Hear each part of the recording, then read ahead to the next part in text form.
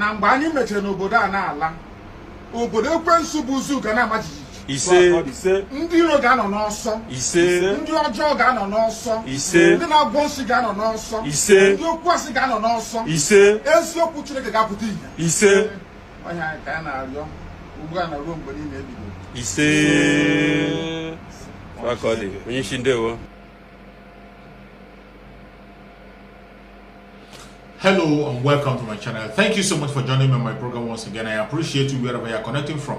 If you are connecting me from Africa, Asia, Europe, America, or Australia, wherever you are joining me from, I really do appreciate you. Thank you very much for your contribution. Please, each time you watch my video, go to the comment section and leave your comment. Put your comment down. It's all welcome. I really do appreciate you. I learn a lot from the comment section.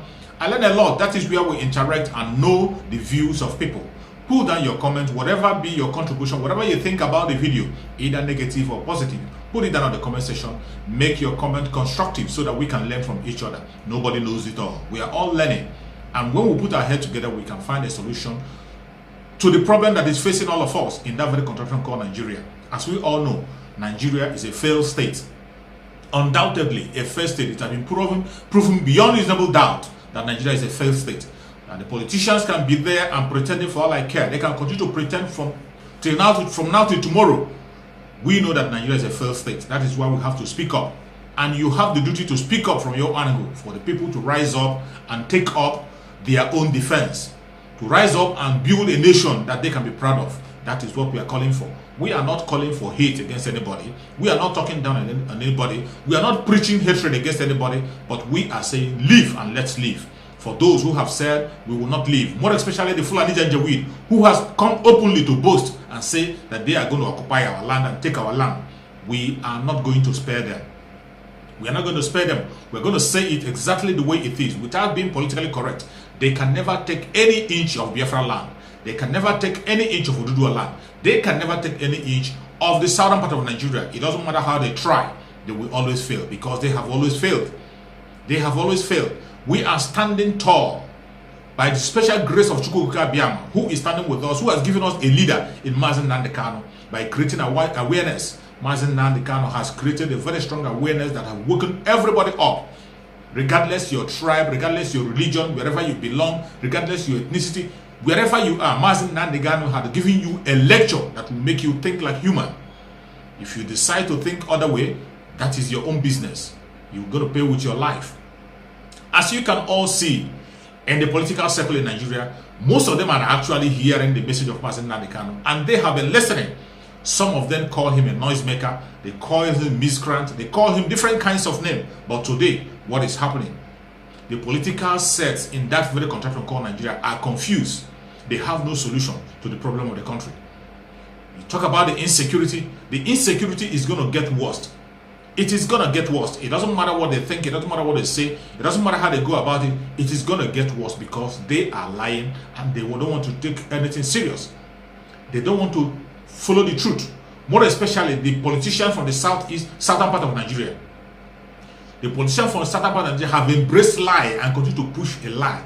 Instead of speaking the voice of the masses, they are speaking for themselves, trying to protect their selfish interests. Trying to protect their selfish interest. That is what the southern politicians are doing, and you can see it playing out every day. They are talking about election that I believe strongly that we never hold.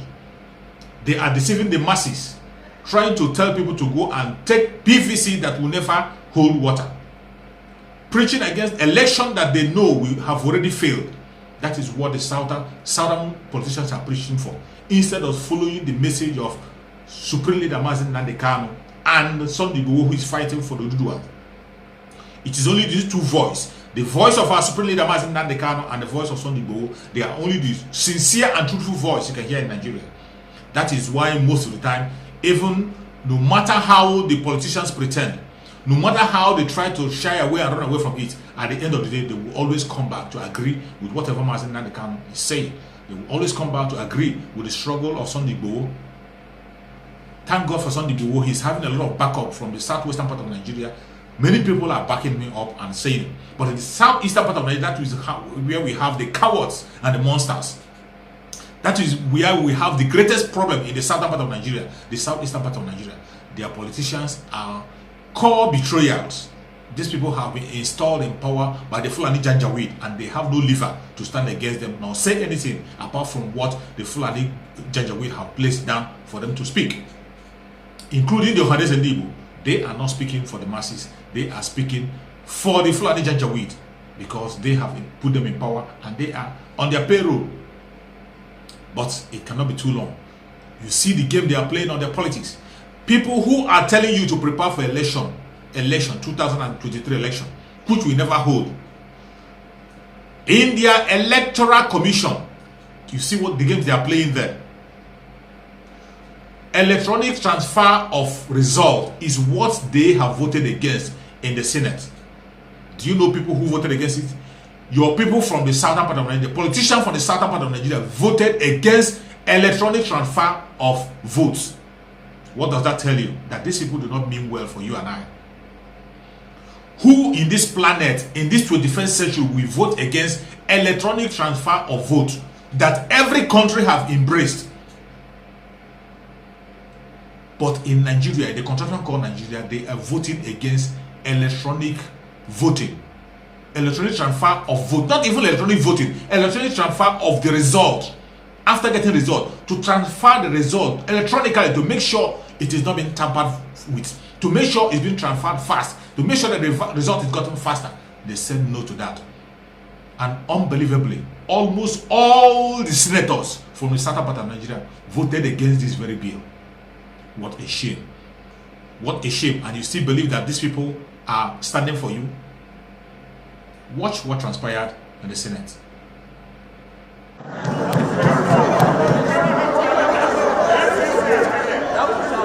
So if you think we should retain what is here, you will vote yes. If you think what we have passed before the amendment of Senator Sabi, then you vote against this one. Is that clear? Yeah, good question. Okay, I'll put the question. And the amendment, please, for the avoidance of doubt,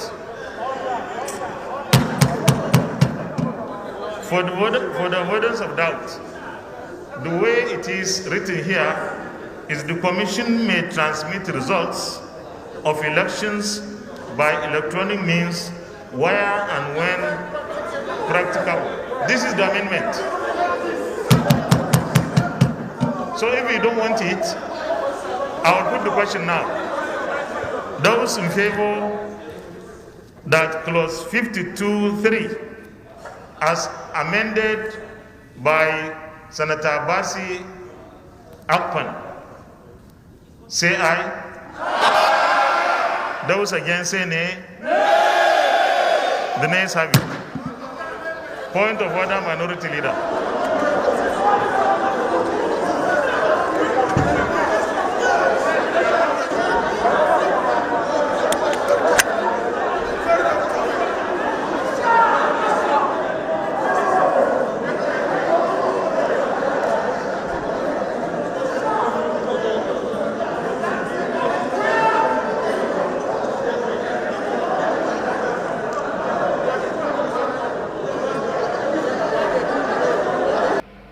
These people really don't mean well for you. They don't mean well for you. They are there for their selfish interest. Each time you hear them speak, each time they act, you can see that they are acting for their selfish interest. They are not speaking for you and I. Even when they make some move, you think the move they are making for you. It is not for you. They are making the move for their selfish interest. Look at them talking about bringing the presidency to the south. Bringing presidency to the south cannot change anything, because if you are not a betrayer, you cannot be a president of Nigeria, because Nigeria has been structured in a way that without the vote of the North, you can never be a president of Nigeria. And how do you get the vote from the North? You can only go the vote from the North when you go to the Sokoto and bow to the Sultan of Sokoto. Until when you sign agreement and take an oath to stand for the Fulani Janjaweed, that is when they will convince their people to vote for you. Nobody in the North is voting at their own will. Nobody in the North is voting at in as much as 85% of the votes you get in the North are all fraud. They are not qualified to be voters. These are people who cannot even, who doesn't know their left and right, who cannot even read or write. animals vote in the north. Not just underage, animals vote in the north, cows vote in the north. Foreigners from Niger vote in the north. That is why they will come out and begin to boast of numbers. They come out and boast of numbers and people are silent. It is only in Nigeria, where you have more population in the desert than in the riverine area. It is only in Nigeria. It doesn't happen in any other place. It is only in Nigeria. And you see your senator sitting down and listening to this nonsense, coming to vote against electronic transfer. And you think they mean well for you. They don't mean any well for you. It doesn't matter where they belong. They are there for their selfish interest. What reason are they giving for not voting for electronic transfer? I want you to listen to some of the reasons they are giving. When you are talking about democracy, it's everybody's right to vote. I shouldn't have a situation where you find it difficult to transmit my result simply because I'm in a disadvantaged area, and then another person is there celebrating because his result has been transmitted. Is there equity in that? There is no equity. So simply put, we are saying in a democracy, you must guarantee equity, you must guarantee participation, you must guarantee inclusiveness. You will be excluding some people if you go along the way some people are looking at it. It's not as simplistic as it is. So that's the point we are making. Now, I'm representing Nigerian Senatorial District. And let me put it on record that I have 8 local government. Agwara, Borgu, Kontagora, Mashegu, Mariga, Wusisi, Rijau. These 8 local governments is only Kontagora and Borgu that I can call urban centers. All the others do not have even sufficient electricity. If I travel around my senatorial district, the moment I enter Mariga, you can't get me. The moment I go into Mashegu, you can't get me. If I go into Agora, you can't go. Even in Borgu, the moment I cross some 10-15 kilometers outside, going towards some other interior wards, you can't get me. I just came back last week from my senatorial district, and all the messages sent to my WhatsApp, they couldn't download until I got into Bida. Some downloaded. By the time I got into Mina, before all of them could download. So the question is, what is transmission? It's simply passing an information across the network. And we all know, simple text message you send, your brother will tell you the thing don't hang, it has not come. You want to send money to somebody using your app. You press once, thinking that it has not gone, you press a second time only for you to realize that you have paid the person twice. Has it not happened to so many Nigerians? This is the issue of connectivity. So that is why we are saying that until we are approving that yes, we support electronic transmission. How I wish we have network. I'm so for it. Now, what we have done, we have now challenged those in authority who have the responsibility to see what we can do to expand the network. There are countries that have expanded their network. A country like Rwanda, they've expanded their network. So maybe this is time for us. Those critics should now begin to put pressure and lobby or advise so that together, let's put our hands together to see how we can begin to expand the network for every Nigerian to have connectivity. After all, remember, connectivity provides a lot of room for so many things. Financial inclusion, you understand? And even exposure of some very bad practices in our country. So this is something we support, but right now we are saying, by virtue of facts available to us, this country does not have enough connectivity to guarantee equity in political process, to guarantee participation, to guarantee inclusiveness. And I will not stand here and support a process that will disenfranchise my own senatorial district that have brought me here. This electronic voting that they are talking about, I think is PDP's idea to rig the election. Because they are the ones that have the Yahoo boys, they are the ones that have the Huspupi, or what do you call it? These are the people. Otherwise, I don't see any reason for this cry out on this matter. The truth of the matter is that we had 6 elections in this country, isn't it? We had 6 elections. And the one that was administered under the government of APC was adjudged to be very credible, where you saw opposition winning election under a sitting government. That was not the case during the PDP. I hope you got that. So if you are thinking is that APC is doing this in order to take advantage of it, we would have taken advantage of the previous elections that were conducted credibly.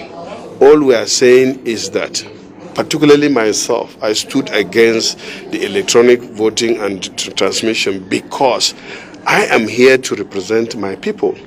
I come from the Northeast. I come from Goza in Borno South. I represent Borno South. In Borno State, as it is now, we don't have power at all for the past 6 months. The insurgents have destroyed it. Our transmission system have been destroyed by insurgents for the past 10 years, and they continue to be destroying it.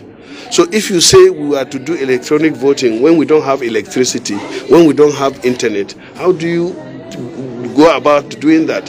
But so many Nigerians, especially you people, because you are living in heaven and we are living in hell, you don't know what is there. So and the only thing my people have is the voting power, and that the constitution gave them that if they are 18 years, they should be able to go to their polling unit, which is in their village, to cast their vote. They count it there, and they know their votes have been counted and then transmitted and to the collation center. Sometimes they follow it to the collation center to make sure that the result declared at the polling unit is what has been collected. Once they collect it, they take somebody to escort a person to go and deliver those elections in the local government center or the senatorial district or the House of Representative Collation Center. And people are coming to say, oh no, don't forget about that one. Do it electronically. We don't have the electronics. How do we do it? That is the fact of the matter. And that is why we are saying, in fact, for us, we had wanted it to be expunged completely. But in order to stay in the midway, we said, okay, we can do electronic voting or transmission when and where it is possible, confirmed by NCC and approved by the National Assembly. What is wrong with that? As the insurgents affected us in 2011 and drove us away, and my people were in camps and election was there, I quickly brought an amendment to the Electoral Act that they should allow my people to vote in the IDP camps, and it was passed. And look, this electronic voting they are talking about, I think is PDP's idea to rig the election. Because they are the ones that have the Yahoo boys, they are the ones that have the Hospupi, or what do you call it? These are the people. Otherwise, I don't see any reason for this cry out on this matter. Thank you very much. These are people who are supposed to be representing the country called Nigeria, the lawmakers, people who are supposed to make law. Look at the excuses they're giving. That's the other party, PDP, which we don't believe in, that they are going to hack the system, that they are going to use Yahoo. They are bringing hush people into it. Who are the greatest Yahoo people we have? They are the politicians. They are the people in power today. Excuses they are given that they don't have network on the villages. What nonsense. Is there any village in that very country called Nigeria where you do not have network to make a call? Even the bandits in their territory, even the bandits, even the Fulani herdsmen in their bushes, they have network. That is why they transmit and get videos for us and send. And a country cannot be able to find a means to transmit result from a village to the township. You are telling us that you don't have network to transfer it. You don't have network. In 21st century, this is the excuse they are giving. You can see that your election of 2023, if ever it happened, have already been rigged. It have already been rigged. The election have already been rigged. After rigging the election with the fake number that Britain have given to the North, the fake number that Britain have given, they are still increasing, telling you that Fulanis are up to 40 million. Where do you see the 40 million? In the bushes, all over the world. They go and pick them, even in Niger. Their cows are included to vote for an election to win. And you are silent. You think it's a joke. You think it's a joke. It is high time you wake up and begin to fight for your freedom. If you don't fight for it, you will lose it forever and ever, and you will never have it again. This is time for every Southerner to speak up. This is not time to play politics. It doesn't matter the party you belong to. Abandon that party and begin to ask for a breakup. That is the only solution. That is the only solution. When you look at your House of Assembly, each time you talk, you see they tell people to go to the House of Assembly and talk. There is nothing you can achieve in that House of Assembly. It has been structured in a way that whatever bill you bring that is going to favor the South will be dead on arrival. You'll be surprised that even the Southerners will vote against the bill. The Southerners, because they were put into the place by the North. They were planted by the North. Your vote doesn't count. Who becomes your senator, who becomes your governor, or who becomes who in the southern part of Nigeria is not determined by your vote. It is being determined by the Fulani Janjaweed in Sokoto Caliphate. They are the one that determines who is who in politics in Nigeria. And the only way to destroy that hold is a breakup. That is the only language you understand. You can see formally everybody was talking of restructuring. Who is talking about restructuring again? Restructuring is dead and buried. Nobody is talking about restructuring anymore. The Southerners are no longer voicing out about restructuring. It is dead dead completely. Nobody's talking about it. Now they are pushing on their election. The politicians have moved on. Your elected officials have moved on. They are not talking about restructuring anymore. That one have died. When Mazi Nnamdi Kanu gives you a message and tells you that you are not bringing anything strong on the table, you think he's joking. He is not joking. Mazi Nnamdi Kanu have always offered a solution, referendum.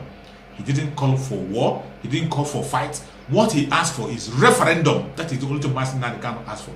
That everybody should stand up for self-determination. Ask for referendum so that people can determine their fate. That was the only thing that Mazi Nnamdi Kanu asked for. And ask every indigenous tribe to ask for this. That is why they hate him. Because he offered a solution. They hated him so much that they want him dead. And we cannot allow them to take away his life. They have no power over his life. Mazi Nnamdi Kanu, our supreme leader, will join us very soon. Very, very soon. Sooner or later, he's going to be with us.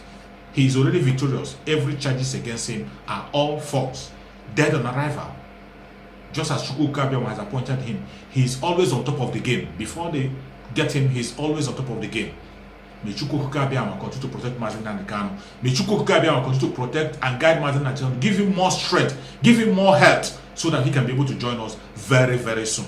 May Chukwu Kabiam protect Sunday Igboho, protect everyone that is fighting for Biafra and Oduduwa, protect all the freedom fighters in that very country called Nigeria who are genuinely fighting for the cause. Those who are asking for a breakup, because when you break it up, the insecurity ends. When you break it up, the interest ends and Nigeria becomes secure. People will go their separate ways and have their own region. That is the only solution. It doesn't matter what you say. It doesn't matter what they do. They will kill us. We will kill them. At the end of the day, Biafra will emerge. Oduduwa will emerge. And we will be victorious. Thank you so much for watching wherever you are watching from. And remember this. Bye-bye. See you again on the next video.